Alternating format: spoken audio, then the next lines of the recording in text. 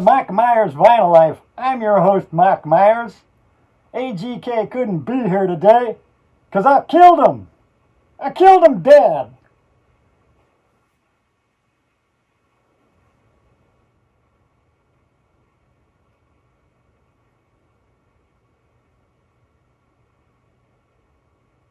What just happened?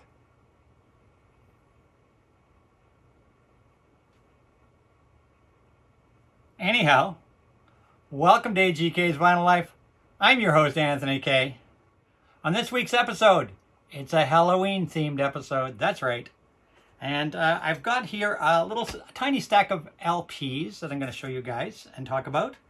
And they're all Halloween-themed. Of course, it's Halloween on this Sunday. So I've never talked about this particular subject before, so I thought I'd throw this one out there. And these are my 5 favorite albums to play on Halloween. That's right, my 5 favorite albums to play on Halloween. I try to play most of these albums every year around Halloween, on Halloween, leading up to Halloween, the few days or week before Halloween. I try to always play these albums. These are my favorites. There's lots of Halloween themed songs and even Halloween themed albums out there. Lots of them out there. Of course, lots of death metal out there, and you could probably pick just about any death metal artist and a lot of metal artists and pull Halloween themed albums out like crazy. There's even a group called Halloween. So there's an infinite amount of Halloween themed material out there on vinyl to listen to. I think these 5 albums should definitely be in your vinyl library. And like I said, I spin these albums every year at this time. They're must spins. In deciding to show these ones, I based it on albums that from beginning to end kind of run that spooky, scary theme all the way through, beginning to end. These albums are all what I could consider dark, ominous, Halloween, frightening, scary albums. From the first track to the last track, they fit the theme. And the second criteria in picking these albums was that they all be easily attainable. You know, I'm not going to show you, I could show you guys a lot of albums. I have a lot of horror soundtrack albums. I'm a big fan of horror soundtrack albums. I could show you all sorts of obscure and interesting horror soundtrack albums and albums that are, you know, from death metal acts and whatnot. I could show you those, but they're a lot harder to find. So these albums, I think they're all really easy to find, either crate digging or currently in re-release, in reissues. So they're easy to find, and I think everybody should have these. They're fantastic. And let's get on with them. And first up, it needs no introduction. Black Sabbath, their debut album, Black Sabbath, the debut LP. And this is a recent Rhino reissue that came out a few years ago on vinyl, and it sounds spectacular. So Black Sabbath, absolutely. I mean, the cover itself, the witch on the cover, you know, right away, you know, when you put this on, when you hear that wind whistling and you hear those opening chords of the actual Black Sabbath title track, this is a must-play on Halloween for sure. This thing is just Halloween, spooky, scary. You know, it's probably, you know, a lot of people call this the first heavy metal album of all time. Of course, you could have picked a lot of things by Black Sabbath and Ozzy Osbourne himself that would fit into the Halloween theme, but I went with the classic Black Sabbath. This is a must spin every Halloween for me, or, you know, sometime around Halloween. It will be played between now and Halloween, if not on Halloween itself. Black Sabbath, my first choice. Next up, another album that needs really no introduction. This man, like Black Sabbath, is famous for scary, scary music or albums that have scary themes. He, of course, is one of my top 2 favorite artists of all time. It's Alice Cooper, and this is Welcome to My Nightmare. Absolutely, an absolute Halloween must. The whole album is a concept album about a boy named Stephen who goes to sleep and has a nightmare, and all the songs are about him in his dream state. In the beginning, he's pulled into sleep, he's pulled into the macabre world, and the concept continues through the album, where he meets all these crazy monsters and things happen, and then of course at the end of the album he escapes from his dreaming back into reality. But a brilliant concept album, of course. Bob Ezrin, Alice Cooper, right after the original Alice Cooper band had broken up, released this on his own with a fabulous set of musicians on this, like Steve Hunter on guitar, among others. An incredible album. I love it. Welcome to My Nightmare. I mean, radio stations back when this came out, radio stations guaranteed on Halloween you would hear this. Welcome to My Nightmare, the theme song, was so famous. Everybody knows it. Devil's Food, The Black Widow with that fantastic introduction by Vincent Price. Some Folks, those Dancing Skeleton song. Only Women Bleed. A huge hit single for Alice Cooper. About battered women. Department of Youth. Cold Ethel. Well, we know about Cold Ethel and her, refrigerator. The guy keeps Cold Ethel in the refrigerator. She's dead. He keeps her in there for a little bit of naughty business with dead bodies. We know, I think we call that necrophilia. That's what that song's about. Having a relationship with a dead girl. Years ago, Stephen, the epic Stephen, where he faces off against a Cyclops, if you ever see him in his live shows, faces up against a Cyclops. And then he wakens up, The Awakening, and then Escape. This album is legendary. This is my original OG first copy that I bought. Actually, I didn't buy this. I was given this album by the Alice Cooper management themselves, by Alive Enterprises, when I went backstage to see Alice Cooper in concert in 1975, the Welcome to My Nightmare tour. I had backstage tickets. I met Alice Cooper. I got a promotional press kit autographed by Alice Cooper, which I have shown in a previous video. So this is a very, very special album to me because I met Alice and got my press kit signed by Alice and was given this by Alive Enterprises themselves. So this is my original OG. Welcome to My Nightmare, Alice Cooper. Absolutely, you must spin this album on Halloween. Like I said, these albums easy to find, fairly easy. And I'm going to throw an honorable mention one in here. This one isn't one of my 5 that I would pick, but I do spin this one as well. And of course, Alice Cooper in 2000, I believe it was 11. Yep, 2011. Alice Cooper would return to release Welcome to My Nightmare, the sequel album, years and years and years later in 2011. Of course, the original album was 1975. 2011, he would release Welcome to My Nightmare. Not quite as good as the original, but it's a great spin. I love this album. It's kind of nice to see where the story goes, and the fact that he did continue the story and bring Stephen back and bring some of the musical themes back into this album. And this is a very, very hard to find pressing now, and rare for those that can find it. It goes for a pretty penny now on Discogs. But a fantastic, I still love this album. Obviously not as great as the original Welcome to My Nightmare.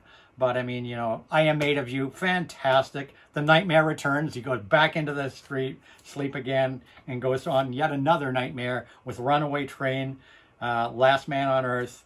And Runaway Train features the original Alice Cooper Band. So the original Alice Cooper Band did appear on a couple songs on this album. They did come back and get together with Alice, the original Alice Cooper Band, and record. Mike Bruce, Dennis Dunaway, Neil Smith would come back and record with them on Runaway Train, Last Man on Earth, When Hell Comes to Town, What Baby Wants, I Gotta Get Out of Here, Underture, The Congregation, I'll Bite Your Face Off, which was a big single, Disco Bloodbath, Boogie Fever, among other things. Welcome to My Nightmare, a good honorable mention follow-up to Welcome to My Nightmare, but not an absolute must-play on Halloween. Welcome to My Nightmare, you have to play, absolutely. If you get time, play the sequel.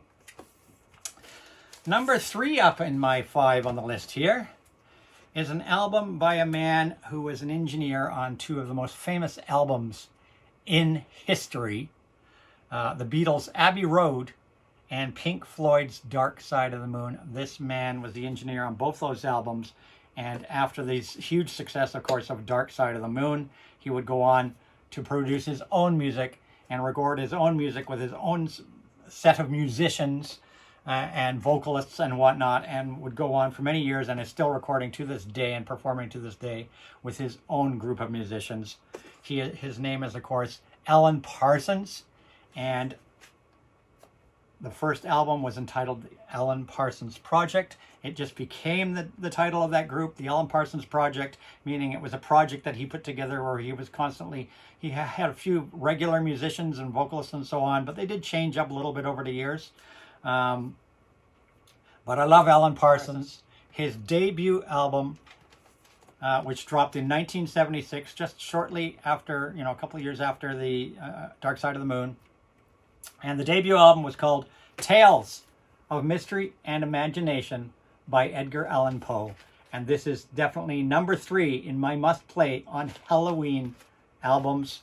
It is a brilliant album, underrated album, different than anything else that Alan Parsons really put out after that. He became much more poppy and proggy.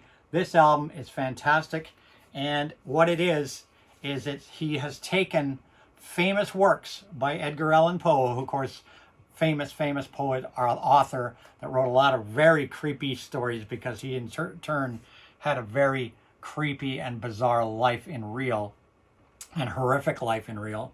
Horrible things happened to him in his real life, which of course fueled, I'm sure, the stories that he wrote.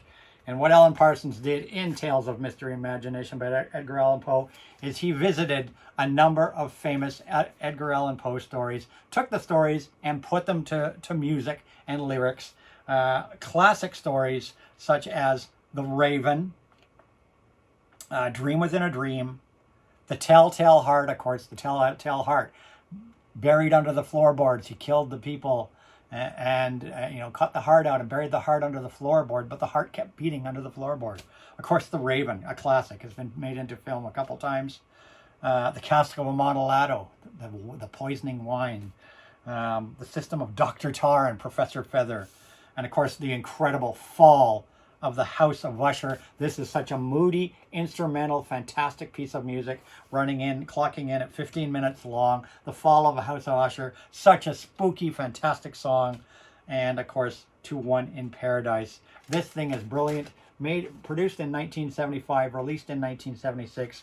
This is classic, and I would put this as an absolute spin on Halloween. Tales of Mystery and Imagination by Edgar Allan Poe, performed by the Alan Parsons Project. Number 4 on my list is one of my favorite albums of all time. I absolutely love this album. Absolutely love it. I was introduced to this album in 1978 by a friend of mine, and I had gone over with him to a friend of his place. A fellow I'd never met before. I was in my late teens, and I'd gone over to this place and met this fellow who had an incredible stereo system. It was all Macintosh. It was an amazing system. And he played this album on his system, and it blew my mind. And shortly after that, it had just come out. I'd never heard of it, never heard of this musician. And just after that, I picked a copy of it up myself and absolutely fell in love with it. And our local radio station here, Q107, used to play this album every Halloween in the night. On Halloween, Q107, our local radio station, would play this album every Halloween night, beginning to end, full, uninterrupted. And it is Jeff Wayne's musical version of The War of the Worlds. And, of course, The War of the Worlds, H.G. Wells' classic of Martians coming to Earth and invading Earth. It's a fantastic story, a classic story.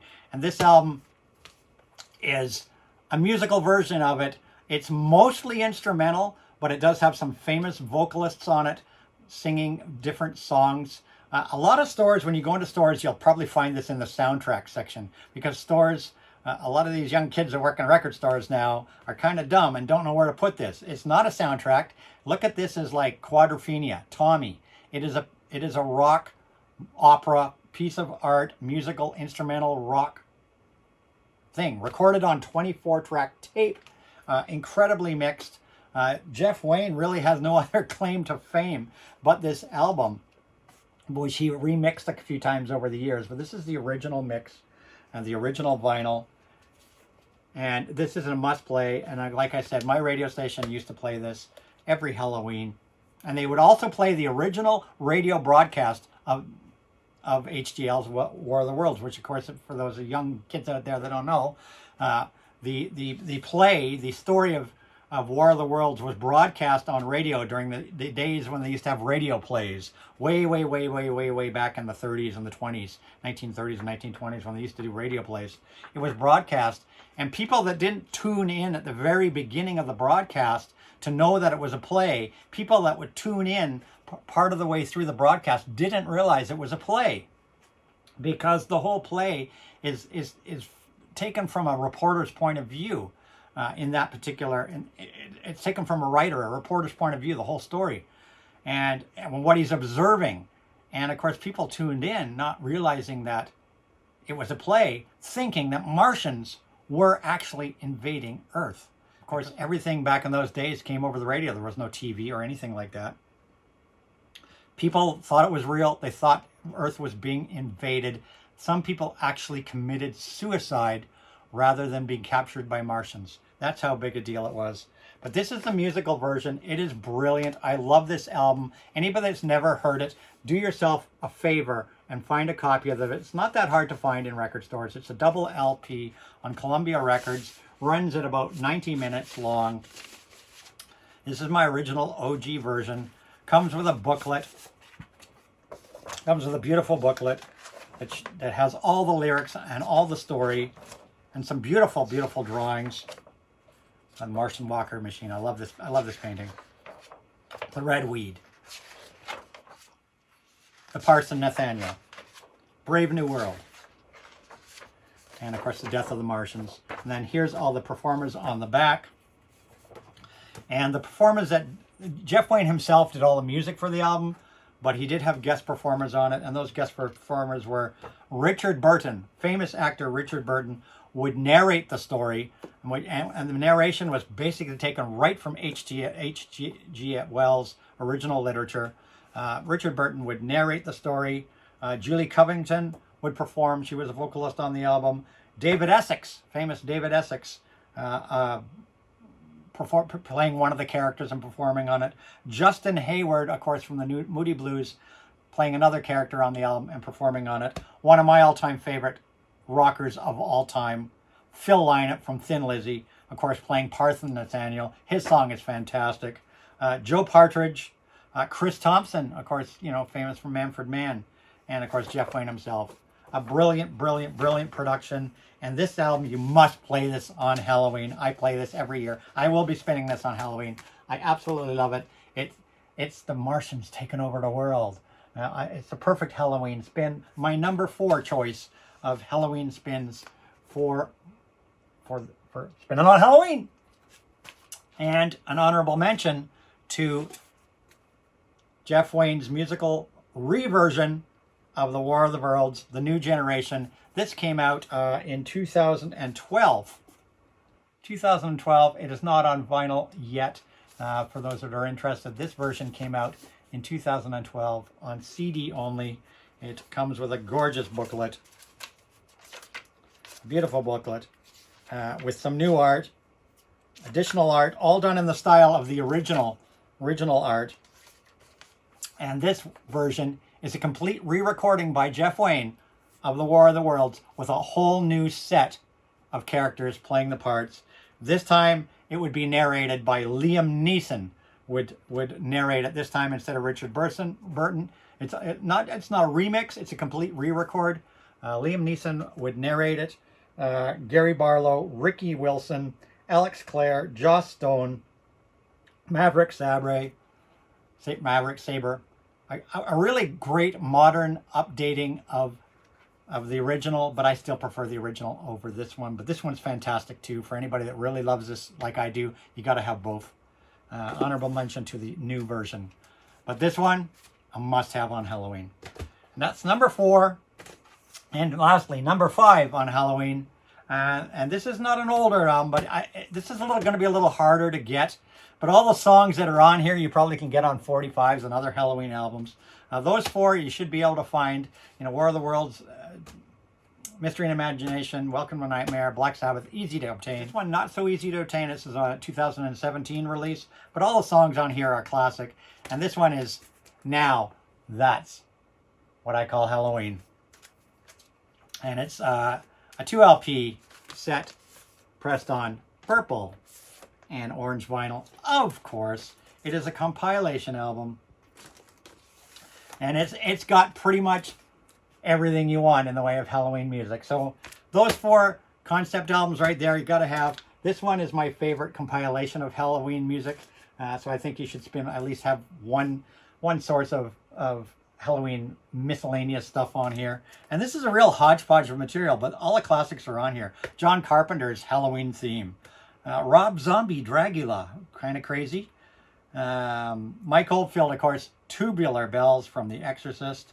Blue Oyster Cult, Don't Fear the Reaper, of course. In Excess, Devil Inside. Jace Everett, Bad Things, which was the theme to the True Blood TV series. Warren Zevon, of course, you got to have Warren Zevon's Werewolves of London. The Specials, Ghost Town, Oingo Boingo, Dead Man's Party, Bobby Boris Pickett and the Crypt Kickers. And Let's All Do the Monster Mash. Donovan, Season of the Witch. Nina Simone, I Put a Spell on You. Danny Elfman, the theme from Beetlejuice. Run DMC doing the Ghostbusters theme. DJ Jazzy Jeff and the Fresh Prince of Bel-Air himself, Will Smith, and A Nightmare on My Street, and Rockwell, Somebody's Watching Me, and a few more songs. This is a great compilation if you can find it. This one's a little harder to find, but look it up. You might be able to find it out there somewhere. A great Halloween spin. Those are my 5 spins for Halloween that anybody should have in their collection and be spinning on Halloween and the week before and even a few days after Halloween, because Halloween's a season. And just to finish off here, I'm going to show you a couple honorable mentions. I could have pulled 50 albums out that have some sort of Halloween theme at some point in the album, but these ones also are all you can play beginning to end are Halloween themed music. The first one here, and this is an honorable mention, is John Carpenter Anthology. This is an anthology that came out just a few years ago, so it's fairly new. I don't know how hard it is to get now, but it only came out, I think, in 2018, 17 or 18. And it is basically a best of John Carpenter's movie themes, featuring, of course, In the Mouth of Madness, The Fog, Prince of Darkness, Halloween, They Live, The Thing, Dark Star, Christine, and many more classic, creepy music. John Carpenter Anthology. I'll give an honorable mention to that. It's just a really good atmospheric record. If you got time to spend that on Halloween too. Next up, a fun album. When else can you show this album really on a vinyl? This is Alfred Hitchcock and Music to Be Murdered By. That's right, Alfred Hitchcock and Music to Be Murdered By. And this is a fun spin. Creepy, atmospheric, typical Alfred Hitchcock creepy music, with Alfred Hitchcock himself doing dialogues in between the songs on how to commit the murder and everything. But a little Alfred Hitchcock and Halloween, what better time for it? Alfred Hitchcock, Music to Be Murdered By. Give an honorable mention to that. Also honorable mention to my favorite. I showed this album not too long ago. One of my favorite, probably my only favorite play of all time, The Phantom of the Opera. You can't go wrong with playing this beautiful cast recording of The Phantom of the Opera on Halloween. I showed this not too long ago. Phantom of the Opera. It's a love story. It's a horror story. It's definitely another great spin. I will be playing this for sure on Halloween as well. The Phantom of the Opera. Love this. Love this album. Honorable mention to that one. And I'm going to show one more here. And this one actually just arrived yesterday in my mail. I'm a big fan of course, B-movie themes, as a lot of people who follow my channel know.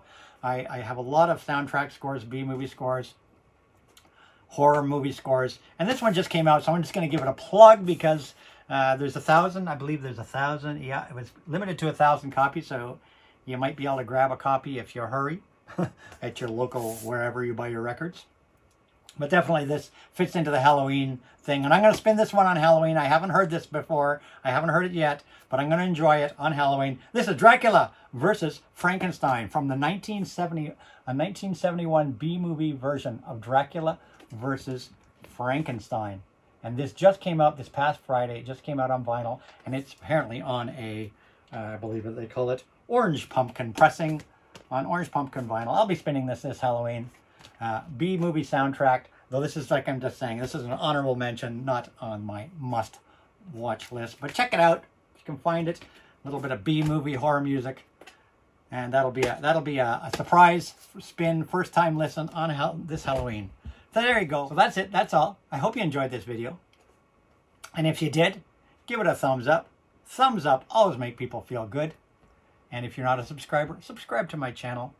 And turn that notification bell on so you don't miss any of my videos. I try to post a video like this every week. And comments down below. I always reply to every comment. Sometimes take me time, but I always reply to my comments, as comments are the only way to make a channel better. And last but not least, follow me on Instagram. My Instagram is @AGK Lifetime of Vinyl, where I try to post my spin of the day every day, among other things. So I hope you enjoyed this look at my 5 favorite albums to spin on Halloween.